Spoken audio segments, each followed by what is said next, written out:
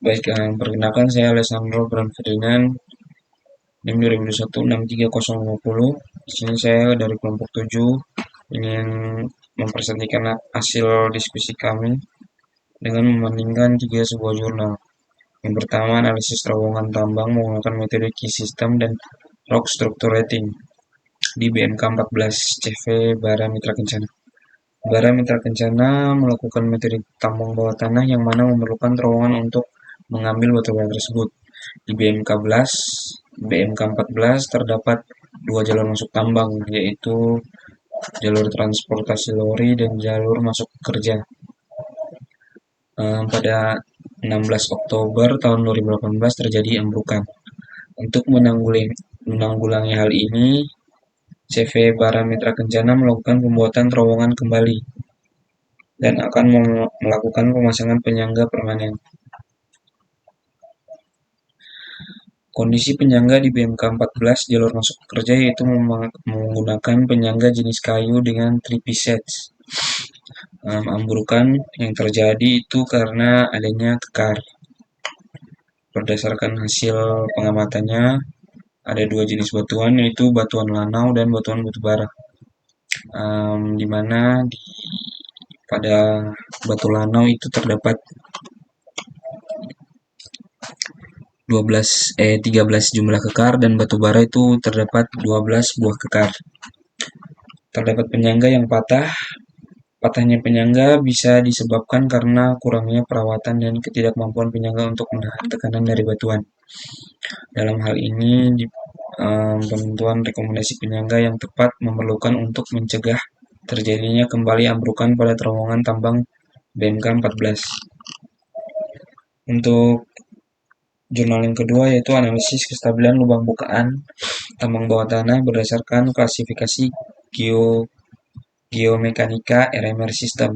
Jadi site D25 lokasi PT Dasrat Sarana Arang Sejati. PT Dasrat Sarana Arang Sejati berada di Parambahan, Desa Batu Tanjung, Kecamatan Talawi, Kota Sawah Lunto, yang mana pada daerah tersebut terdapat cekungan obilin yang merupakan formasi pembawa batu bara. Saat melakukan tinjauan ke lapangan, penulis menemukan adanya penyangga yang patah titik 334 M dari mulut lubang pada cap dan pada tiang penyangga lubang bukaan titik 313 dari mulut lubang, yang mana hal ini disebabkan oleh beban batuan yang besar daripada kekuatan kayu penyangga. Dalam menyangga massa batuan pada terowongan, penyangga yang digunakan oleh perusahaan adalah penyangga kayu dengan bentuk tripiset. Sistem penyangga yang diterapkan oleh perusahaan dengan tinggi penyangga 2 meter, bagian cap 2 m, dan lebar kaki penyangga 2,5 meter, dan jarak antar penyangga 1,5 meter. Semakin dalam lubang yang akan digali, maka memiliki suatu tekanan yang lebih besar dari batuannya. Dengan diterapkan jarak antar penyangga yang sama pada setiap titik mengakibatkan dimensi pada lubang bukaan menjadi lebih kecil daripada dimensi awal, yang mana dimensi pada lubang bukaan menjadi tinggi penyangga 1,5 m dan lebar kaki penyangga 2 m. Yang ketiga, evaluasi faktor keamanan lubang bukaan tambang bawah tanah dengan metode analisis deterministik pada perangkat lunak rock support 3.0 pada mine haulage level L500. PT Aneka Tambang merupakan salah satu tambang Indonesia yang menerapkan sistem penambangan bawah tanah dengan metode cut and fill. Metode penambangan bawah tanah sangat erat kaitannya dengan kestabilan lubang bukaan. Hal ini dikarenakan adanya karakteristik batuan yang berbeda-beda dan memungkinkan munculnya bidang lemah yang akan menyebabkan terjadinya ketidakstabilan batuan. Klasifikasi massa batuan bermanfaat untuk memberikan perkiraan awal kebutuhan penyangga. serta untuk memperkirakan kekuatan dan perubahan bentuk massa batuan. Di sini terdapat dua metode klasifikasi massa batuan, yaitu Key System dan RMR. Lokasi penelitian yang berada di mine haulage level 1500 merupakan suatu akses lubang bukaan tambang bawah tanah yang sangat penting bagi berjalannya kegiatan operasi PT Antam, Tbk, UBPE, Pongkor. Hampir keseluruhan kegiatan melewati akses tersebut.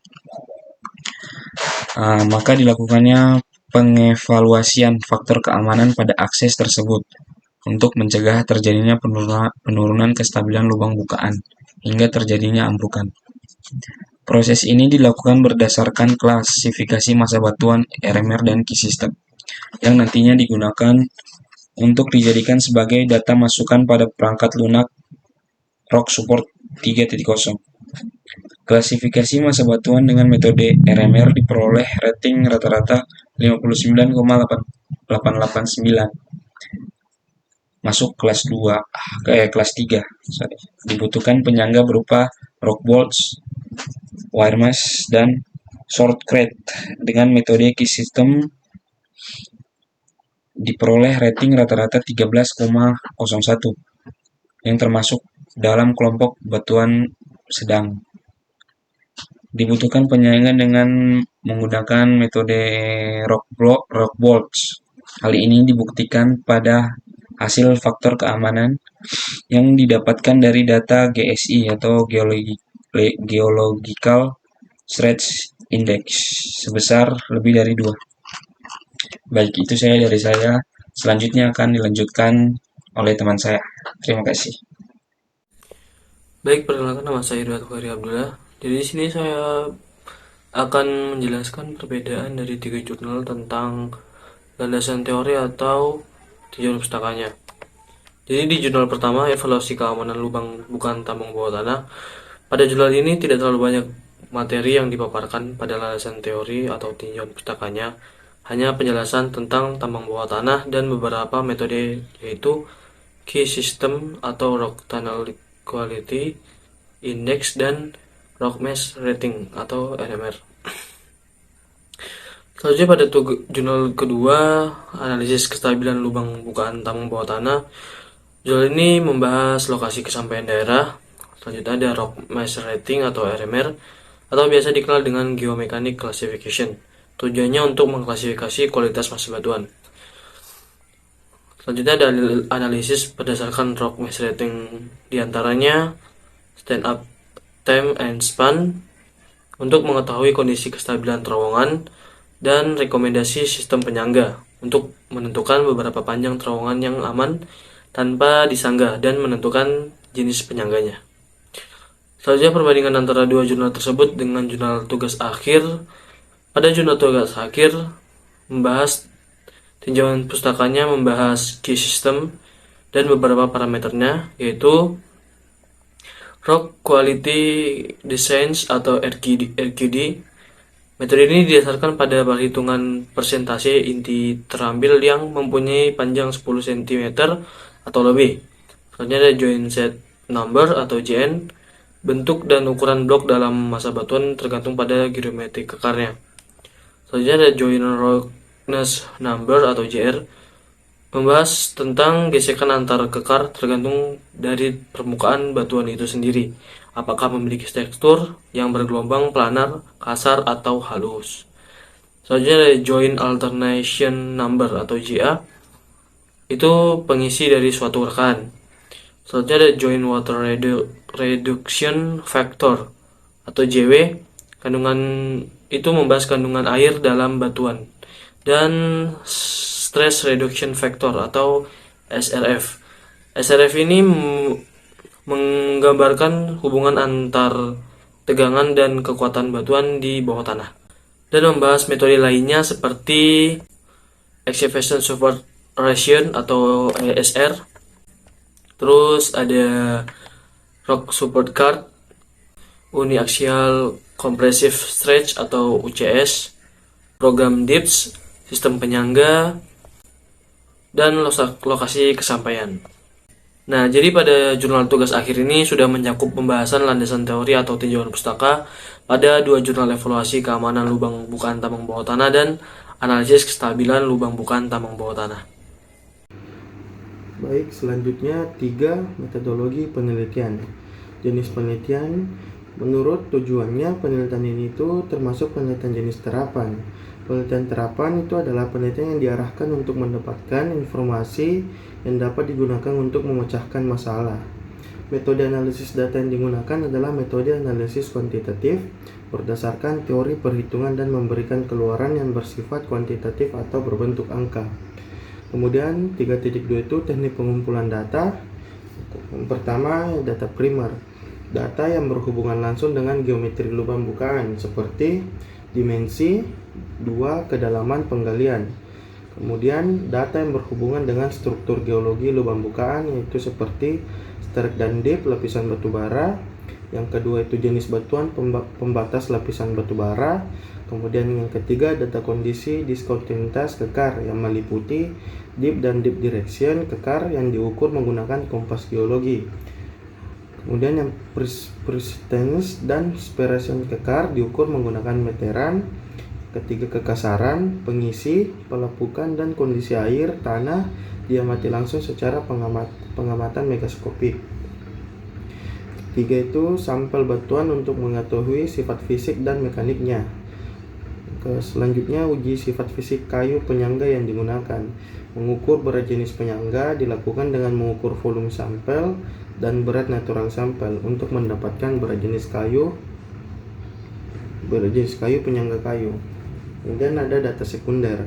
Data sekunder ini diperoleh dari studi literatur maupun informasi yang ada di perusahaan.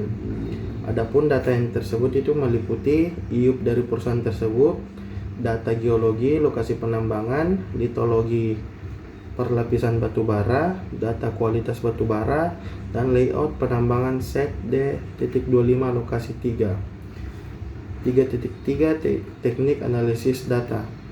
Setelah dilakukan pengambilan data, selanjutnya data tersebut diolah dengan proses sebagai berikut. 1. Pengujian sifat fisik dan mekanik batuan. Pengujian sifat fisik dilakukan di laboratorium tambang jurusan Teknik Pertambangan Universitas Negeri Padang untuk mendapatkan parameter sifat fisik, salah satunya bobot isi batuan. Selanjutnya pengujian kuat tekan batuan menggunakan alat uji point load.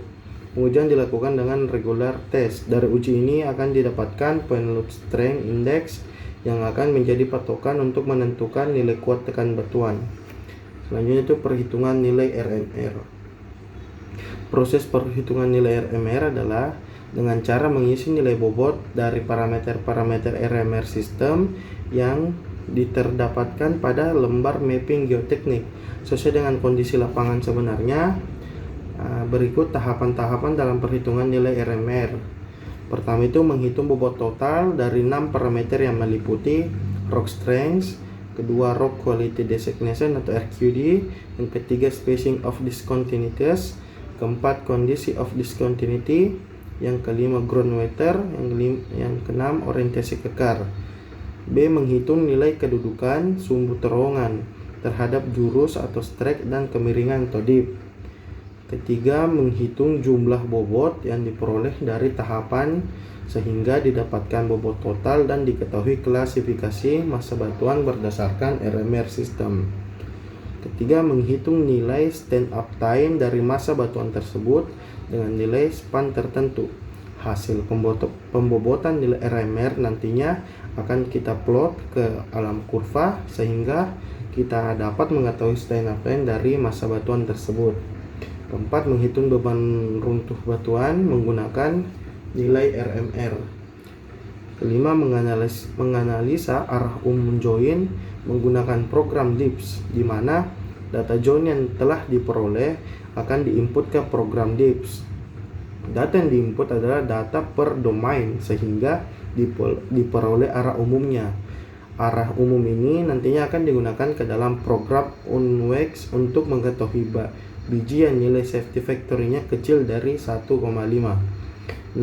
Menganalisa baji menggunakan program UNWEX dilakukan setelah arah umum diketahui. Selanjutnya, data tersebut diinput ke dalam program UNWEX untuk mengetahui potensi baji yang berbentuk. Baji yang tidak stabil adalah baji yang nilai faktor keamanannya itu lebih kecil dari 1,5. Kemudian terakhir 7. Merekomendasikan jenis penyanggaan berdasarkan penilaian massa batuan dengan RMR sistem tersebut. Selanjutnya itu C. Hasil penelitian dan pembahasan rock mass rating. Jadi pada jurnal sebelumnya di situ membahas RMR, sedangkan di jurnal yang key system RMR itu menjelaskan tentang key system juga. Jadi di jurnal sebelumnya itu dia hanya membahas bagian RMR rock mass rating, tapi tidak membahas key system. Jadi di sini kita akan membahas key system juga. Pertama, hasil penelitian dan pembahasan RMR. Pertama, Uniaxial Compressive Strength atau UCS. Berdasarkan hasil pengamatan dengan dilakukannya pengujian UCS pada sampel batuan, diperoleh nilai rata-rata UCS batuan itu 42,02 sampai 69,9 megapascal. Hal ini dikarenakan batuan penyusun pada terowongan main Holek level L sampai 500 ini merupakan tufa breksi, terutama disusun oleh tufa lapili, tufa breksi, aglomerat, dan sisipan lempung dengan urat kuarsa. Yang kedua, Rock Quality Designation (RQD). Berdasarkan hasil pengamatan langsung pada bidang diskontinuitas, dalam hal ini kekar, maka diperoleh nilai RQD rata-rata pada lokasi pengamatan sebesar 90,426%. Dengan demikian, perolehan RQD pada lokasi pengamatan ini dinyatakan sangat baik.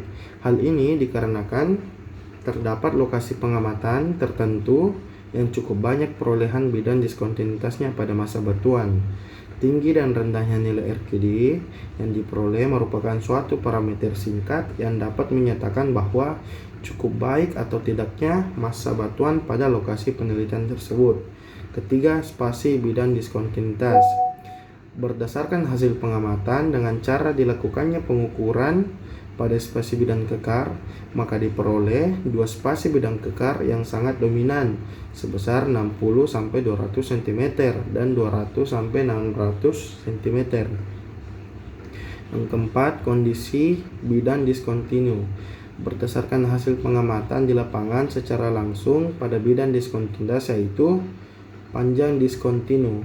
Panjang diskontinu yang didapatkan pada 15 stasiun secara dominan memiliki panjang di bawah 1 meter. Hal ini merupakan keuntungan bagi lubang bukaan dikarenakan bidang diskontinu yang terdapat di lokasi penelitian memiliki kemenerusan yang rendah. B. Separasi bidang diskontinu. C. Kekasaran bidang diskontinu. D. Material pengisi.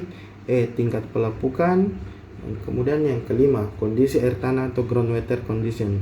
Berdasarkan pengamatan secara visual di lapangan, maka dapat dirata-ratakan bahwa kondisi general air tanah pada lokasi penelitian berada pada kondisi lembab, sehingga kondisi air tanah yang lembab tentunya akan mengurangi kekuatan massa batuan sehingga kualitas batuan akan menurun.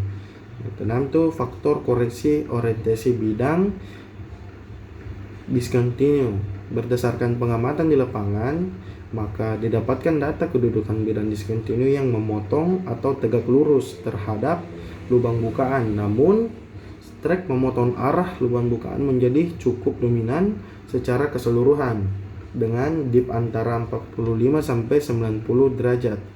Hal ini cukup baik dikarenakan kondisi bidang diskontinu memiliki kemiringan yang cukup besar sehingga akan menambah kekuatan massa batuan. Nah, yang sekarang kita bahas key system. Key system Rock Quality Designation RQD. Berdasarkan hasil pengamatan langsung pada bidang diskontinuitas, dalam hal ini kekar, maka diperoleh nilai RQD rata-rata pada lokasi pengamatan sebesar 92,333%. Dengan demikian, perolehan RQD pada lokasi pengamatan ini dinyatakan sangat baik. Hal ini dikarenakan terdapat lokasi pengamatan tertentu yang cukup banyak perolehan bidang diskontinuitas pada masa batuan. Tinggi dan rendahnya nilai RQ yang diperoleh merupakan suatu parameter singkat yang dapat menyatakan bahwa cukup baik atau tidaknya massa batuan pada lokasi penelitian. 2. Jumlah keluarga kekar atau joint set number. Berdasarkan hasil pengamatan, dengan cara dilakukannya pengamatan secara visual di lapangan, maka diperoleh jumlah keluarga kekar yang berkisar di antara 2 joint set sampai 3 joint set. Cukup tingginya jumlah keluarga kekar pada suatu lokasi dengan nilai UCS batuan yang menyatakan kuat tekan batuan utuh dengan perolehan yang baik. Dengan demikian ketiga data tersebut dikatakan tepat. Dan yang ketiga, kekasaran bidang kekar.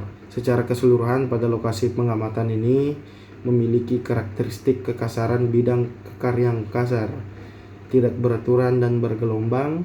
Terdapat pula pada lokasi tertentu yang memiliki karakteristik bidang kekar yang rata dan halus. Hal ini dibuktikan dengan kondisi batuan yang butirannya dapat dirasakan, terlihat jelas sehingga akan dengan mudah untuk membedakannya. 4. Alterasi pada kekar. Berdasarkan hasil pengamatan lapangan, secara umum kekar tidak terisi material yang dominan, namun didapat rata-rata tebal infilling atau material pengisi kekar sebesar 0,01 mm dan juga ditemukan satu material pengisi pada satu kekar dengan tebal kurang lebih 50 mm.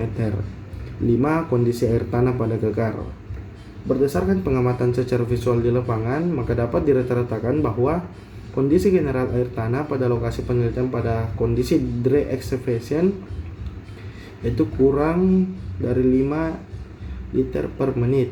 Kondisi air tanah yang lembab tentunya akan mengurangi kekuatan massa batuan sehingga kualitas batuan akan berubah. 6. Faktor koreksi akibat tegangan strike resistance atau SRV.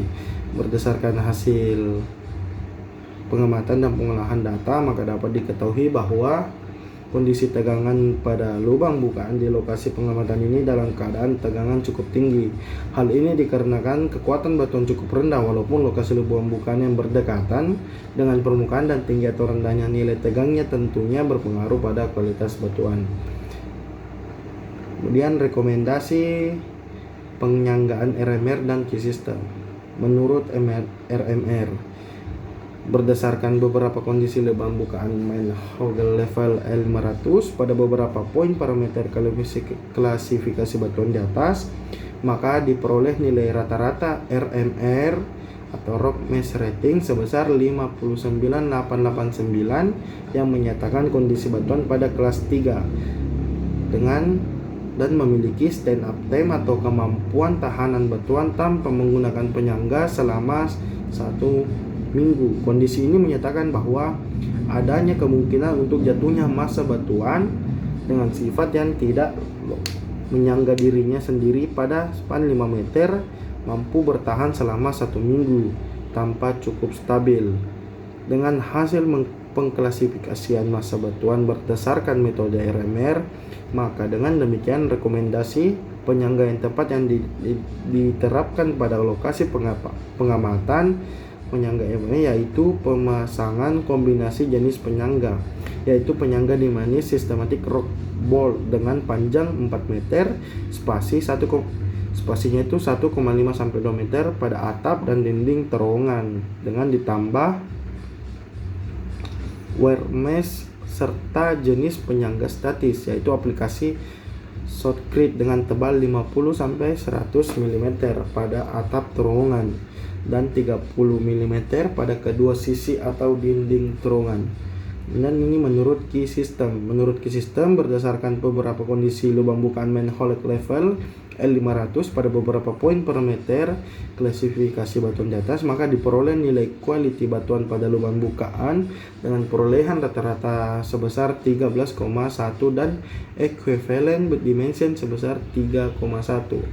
Hal ini menyatakan bahwa kondisi batuan dengan deskripsi good rock. Dengan demikian, lokasi penelitian ini dapat dinyatakan cukup stabil.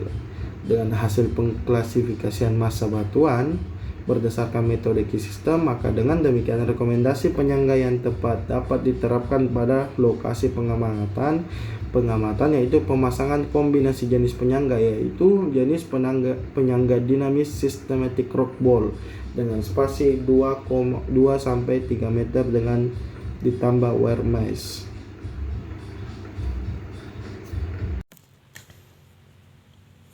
Halo guys, kembali lagi dengan saya Abid Marvin Radat. Di sini saya akan menjelaskan perbedaan antara kedua jurnal. Dan tugas saya di sini adalah menjelaskan pada hasil dan pembahasan. Pada jurnal pertama yang berjudul Evaluasi Faktor Keamanan Lubang Bukaan Tambang Bawah Tanah dengan metode analisis deterministik pada perangkat lunak. Dan jurnal yang kedua yang berjudul Analisis Kestabilan Lubang Bukaan Tambang Bawah Tanah berdasarkan klasifikasi geomekanika atau RMR System set D25 lokasi 3 PT Dasarat Sarana Arang Sejati Perambahan Desa Batu Tanjung Kecamatan Talawi, Kota Sawahutno.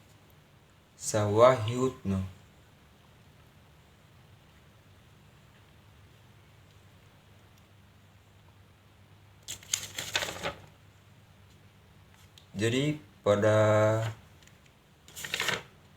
kedua jurnal ini,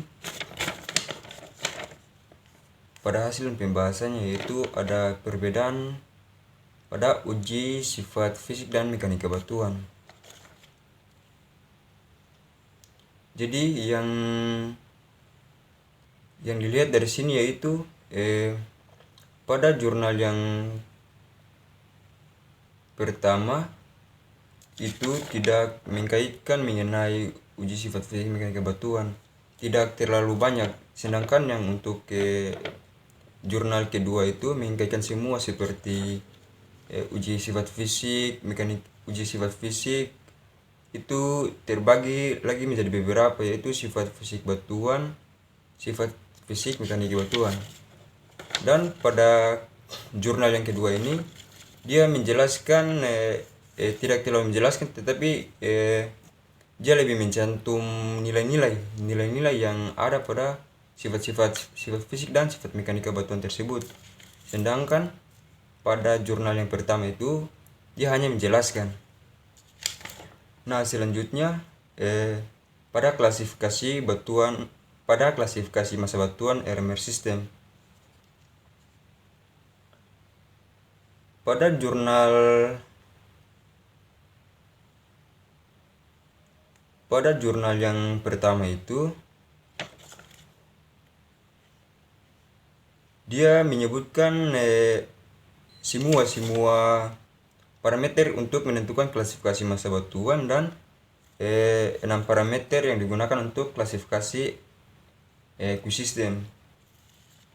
Yang pertama pada klasifikasi massa batuan berdasarkan RMR menurut ST Biniawski 1979. Yang pertama yaitu uji kuat tekan batuan, kedua rock quality designation, ketiga spasi bidang discontinue, keempat kondisi bidang discontinue, kelima kondisi air tanah, keenam faktor koreksi orientasi bidang discontinue, dan berikutnya parameter yang digunakan dalam klasifikasi Q-system. Yang pertama yaitu rock quality designation, yang kedua jumlah family kekar, yang ketiga kekerasan permukaan bidang discontinue, keempat tingkat alterasi bidang discontinue, kelima kondisi hidrologi bidang discontinue, keenam stress reduction factor. Nah, yang perlu diketahui perbedaannya itu pada jurnal yang pertama itu hanya menyebutkan parameter-parameter tersebut. Sedangkan pada jurnal yang kedua itu menyebutkan dan langsung menjelaskan.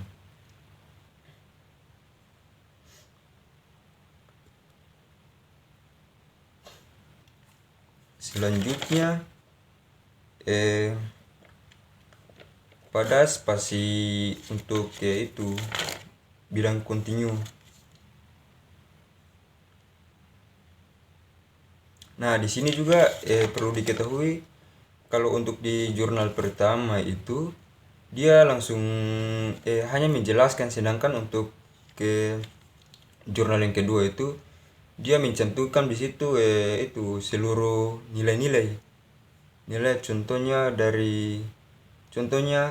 rata-rata spasi per meter, jarak. Nah, untuk di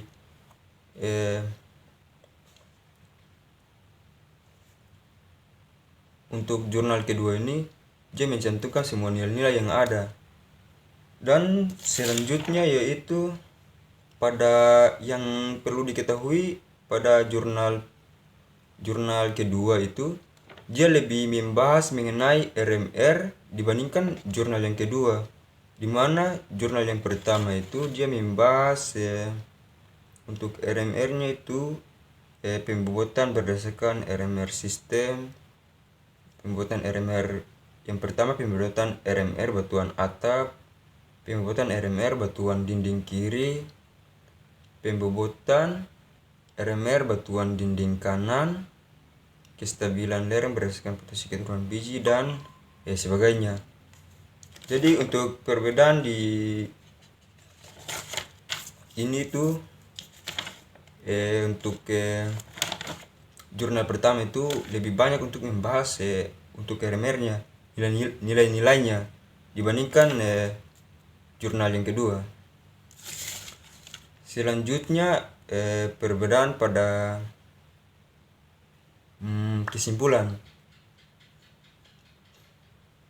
Nah, di sini kesimpulan yang pertama itu berdasarkan hasil analisis dan pembahasan itu dilakukan, maka dapat ditarik kesimpulan itu pada jurnal pertama itu nilai sifat fisik dan mekanik batuan di set D25 lokasi 3 itu rata-rata batu bara dia membahas itu langsung membahas nilai-nilai sebesar berapa nilai batu bara, begitu untuk bobot isi rata-rata dan sebagainya. Jadi untuk jurnal pertama ini untuk kesimpulannya itu lebih membahas kepada akhir dari seperti batu bara. Jadi untuk lebih membahas mencolong ke nilai-nilainya, sedangkan untuk jurnal kedua untuk kesimpulannya itu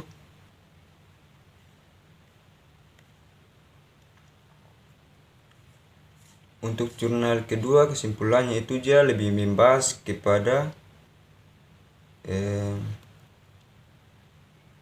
hasil korelasi data pengamatan langsung di lapangan dengan peta regional. Geologi regional dapat dikatakan bahwa formasi batuan gunung pongkor merupakan satuan batuan tufa bereaksi yang terobos. Dan klasifikasi massa batuan sistem penyanggaan. Yang pertama, rock mass rating atau RMR. B, quiz system.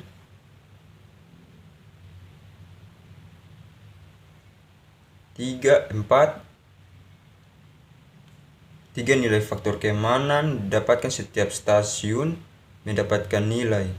Jadi yang perlu diketahui antara perbedaan antara jurnal 1 dan jurnal 2 itu, jurnal yang pertama itu dia lebih membahas kesimpulan mengenai nilai-nilai, sedangkan untuk jurnal yang kedua tidak. Oke guys, sekian, terima kasih dari saya. Selamat malam.